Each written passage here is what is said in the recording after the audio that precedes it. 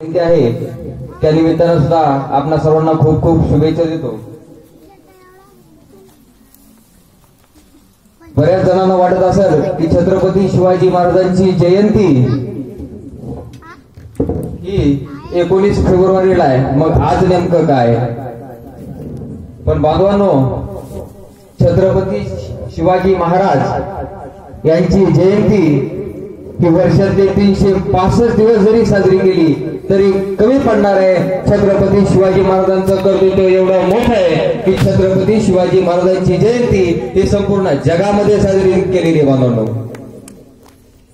सत्य, अहिंसा आणि प्रेम याच्या बळावरती आपण जगावर राज्य करू शकतो हा शांततेचा सिद्धांत मांडणारे तथागत गौतम बुद्ध, जातीवाद नष्ट करणारे, स्त्री स्वातंत्र्याचे पुरस्कर्ते चक्रधर स्वामी,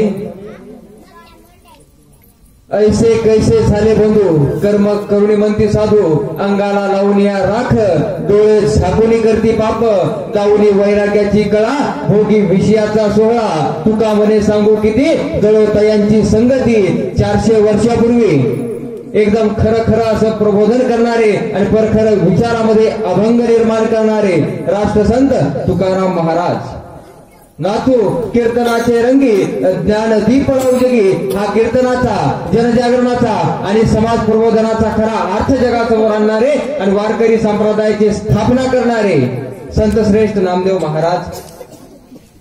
दुरितांचे तिमिर जाओ, विश्व स्वधर्म सूर्य पाहो, जो जे वांछेल तो ते राहो प्राणीजात, असं म्हणत संपूर्ण जगाची, संपूर्ण विश्वाच्या कल्याणाची काळजी वाहणारे जगद्गुरु संत श्रेष्ठ ज्ञानोबा माऊली। ना हिंदू बनना है ना मुसलमान बनना है, ना हिंदू बनना है ना मुसलमान बनना है, इंसान की औलाद हो मुझे इंसान बनना है, तुम्ही इंसान बना आणि या देशाला वाचवा, या शब्दामध्ये जातीवाद नष्ट करणारे महात्मा कबीर। ज्या मातेनं या जगातले 2 आदर्श राजे निर्माण केले असं या संपूर्ण जगातलं आदर्श मातृत्व राष्ट्रमाता, राजमाता, विश्वमाता मासाहेब जिजाऊ। शेतकऱ्याच्या भाजीच्या देठाला सुद्धा हात लावू नका असा स्वतःच्याच सैन्याला आदेश देणारा संपूर्ण जगातला पहिला राजा छत्रपती शिवाजी महाराज। वयाच्या 14व्या वर्षी संस्कृत मध्ये बुधभूषणम नावाचा ग्रंथ लिहिणारे आणि वयाच्या 17व्या वर्षी 16 भाषेचे जाणकार शास्त्रवीर छत्रपती संभाजी महाराज। विद्येविना मती गेली, मतीविना नीती गेली, नीतीविना गती गेली, गतीविना वित्त गेले, वित्ताविना शूद्र खचले आणि हे सगळे अनर्थ एका अविद्येने गेले। या शब्दामध्ये विद्येचं महत्व जगासमोर मांडणारे राष्ट्रपिता महात्मा ज्योतिराव फुले। खरं तर आजपर्यंत आम्हाला विद्येची देवता ही सरस्वती सांगण्यात आली, पण या सरस्वतीनं विद्येसाठी काय केलं मला माहित नाही, पण आज तमाम माता भगिनी शिक्षण घेत आहेत, डॉक्टर, कलेक्टर, इंजिनियर, राष्ट्रपती पदापर्यंत जाऊन पोहोचतायत। याचं सगळं श्रेय जर का कोणाला जात असेल ती विद्येची खरी देवता क्रांतीज्योती सावित्रीबाई फुले। गळ्यामध्ये कवड्याची माळ घालून स्वतःला शेतकरी म्हणून संबोधणारे लोकराजा राजर्षी छत्रपती शाहू महाराज। ज्या माणसानं भगवे, हिरवे, निळे, पिवळे हे सगळे झेंडे बाजूला सरून तिरंग्याला आणि भारतीय राज्यघटनेला सर्वोच्च स्थान मिळवून दिलं ते विश्वरत्न डॉक्टर बाबासाहेब आंबेडकर।